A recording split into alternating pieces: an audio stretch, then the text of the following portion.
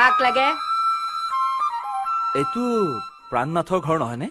প্ৰাণনাথ নহয়, প্ৰাণনাথ নাথ। আৰু এই ঘৰটো তাৰ নহয়, তাৰ মাক। তেন্তে তেখেতক মাতি দিয়কচোন।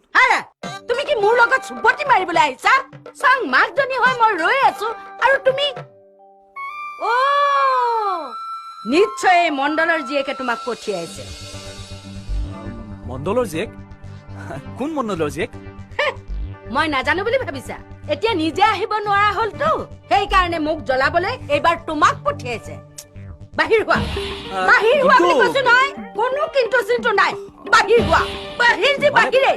মই নগলে কিন্তু কি কৰিব খুজিছ? ইনকামিংটো বন্ধ কৰিলি, এতিয়া আউট গোয়িংটো বন্ধ কৰিব খুজিছ? আমাৰ